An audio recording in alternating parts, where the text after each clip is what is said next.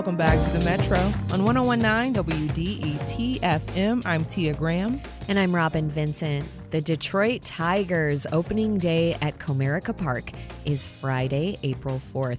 But the team has been getting ready at their spring training home in Lakeland, Florida. The Tigers have an 89-year history with the Florida city, the longest of any team in Major League Baseball. So to find out more about this long-standing connection, Metro producer Jack Philbrandt talked to James Michael Denham. He's a history professor at Florida Southern College and director of the Lawton M. Chiles Jr. Center for Florida History. Denham is also a Tigers spring training season ticket holder. The location of Joker Marchant Stadium is right on top of what used to be something called the Lodwick School of Aeronautics, which began in 1940 and was a place for significant flight training of the Army Air Corps for World War II. There were barracks and thousands of pilots were actually trained there. From 1940 to 1945, over 8,000 U.S. pilots were trained there for World War II, and about 1,200 British pilots from the Royal Air Force were trained there. And you can still see there's a few barracks that are still there on the grounds that were built in those years. And you can still, if you walk into the parking lot where I park, way out, you can still walk over some of the old hardtop for the planes. It's still kind of visible there. So that's kind of a cool element. And of course, in the 2000s, the Lakeland Tigers, which is our single A team, which is a Detroit Tiger minor league team, of course, adopted a kind of World War II flying tiger motif, and they call themselves the Flying Tigers. Oh, that's so there's so still cool.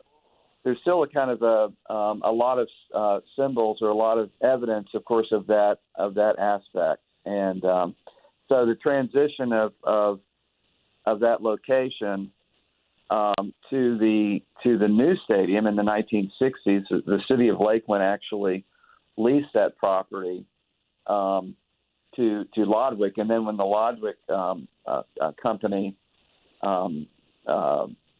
transitioned, the city acquired that property again, and then in 1966 they built the large Tiger Town facility that they have now they call it Joker Marchant Stadium. It's really Publix field at Joker Marchant Stadium. Are there any Lakeland traditions around the Tigers? Anything special that the city does or that fans do? One of the traditions, which I've enjoyed over the years, is the Mayo Smith Society, the visit of the Mayo Smith Society, which comes down. I'm not sure if they're here yet, but they always come down with about 25 or 30 or 40 people. And, and they come to about a week-long games, and I've known a number of them over the years. And, you see people every year, and it's really neat to see the same folks every year. For example, some of the photographers from the Detroit Free Press will come down, and it's fun to see them, every year again. And they seem to come down every year. It's really cool. Yeah, that is so cool. I've actually been going to Tigers games since I was a high schooler. I grew up in Orlando, where the Minnesota Twins trained at that time, but I would come over here to Lakeland in the 60s and in the 70s and see the Tigers. And the neat thing about the Tigers in Lakeland is we have the longest remaining relationship, really, of any other major league team with a city, with a town, and that began in 1934 at Henley Field, which is a field here in Lakeland that was built in 1922, and that hosted the Tigers from 1934 to 1966, when Joker Marchant Stadium was ready. And it's probably only about 2 or 3 miles in town. In fact, you could walk from both facilities. It would be easy to do. It would really be easier to walk than it would be to drive it.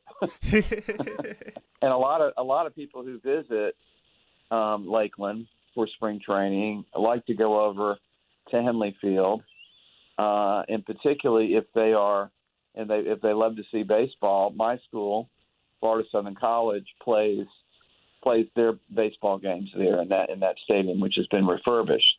Oh, wow. And it's really looking really nice and so forth.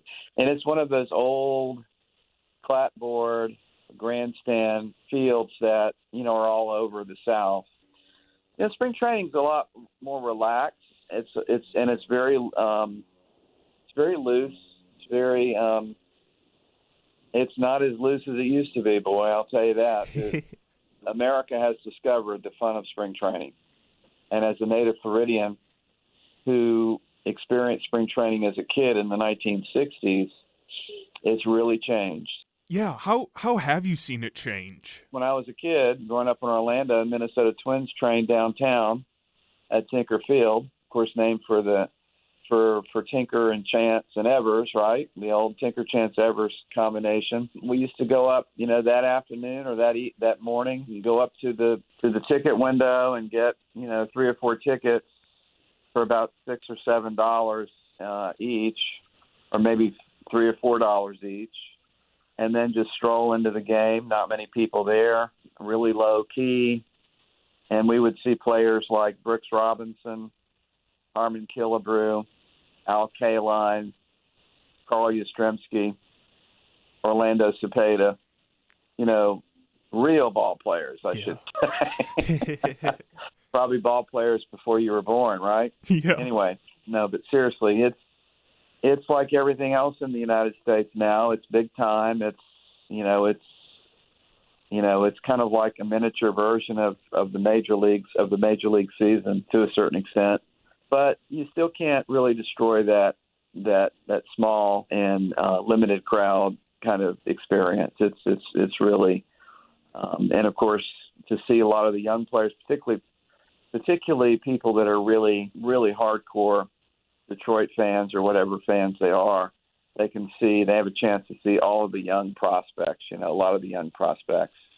And Tiger Town, which is Joker Marchant Stadium, is like a lot of other spring training facilities. They have many different fields on the compound. We've probably got the whole compound is probably, I don't know, about 3 or 4 or 5 acres. And they're smaller, or maybe even more than that.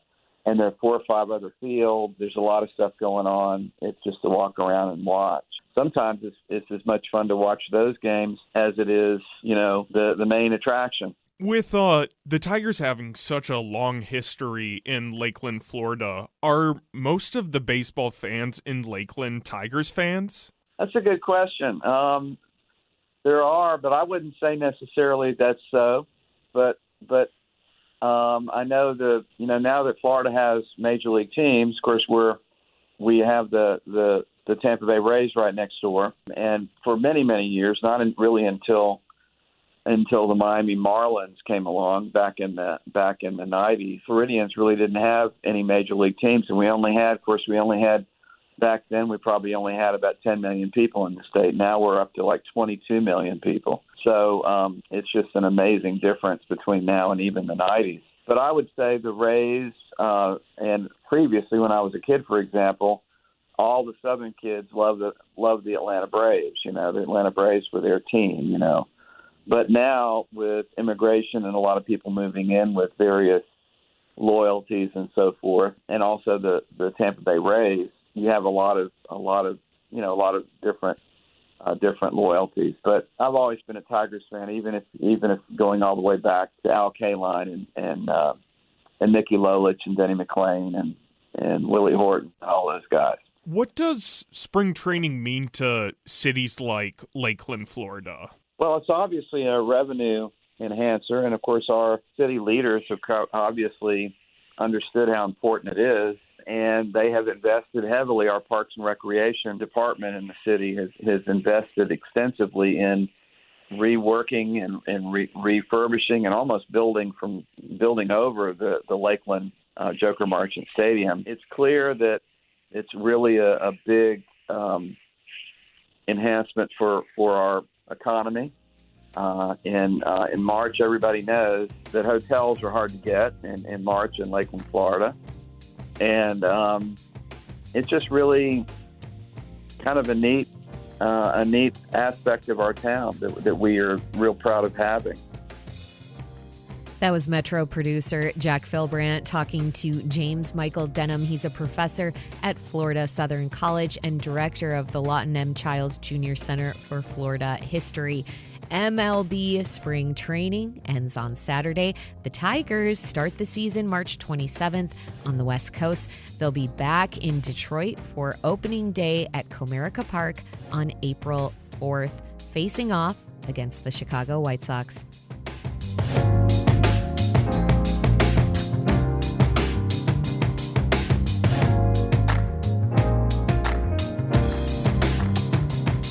Coming up at 11, Trump has tapped 2 Arab American mayors from Metro Detroit to serve as ambassadors to countries in the Arab world, Tunisia and Kuwait. That's after Trump won Dearborn handily in the presidential election. Meanwhile, Israel has broken the ceasefire with Hamas, and crackdowns on pro-Palestine protests from the right and left are raising free speech concerns. We want to know, do Arab Americans have a solid political home here in the U.S.? The phone lines are open, and the number is 313-577-1019. We'll talk with 2 Arab Americans with firsthand experience in the Republican and Democratic parties. Up next, Donald Goines was a renowned author and is considered a favorite poet by many rappers. Goines was gunned down along with his wife Shirley 50 years ago in Highland Park, and the murders have never been solved. A new documentary explores the life and death of Goines. We'll speak with 2 people who worked on that film, and we'll be right back on the Metro. Stay with us.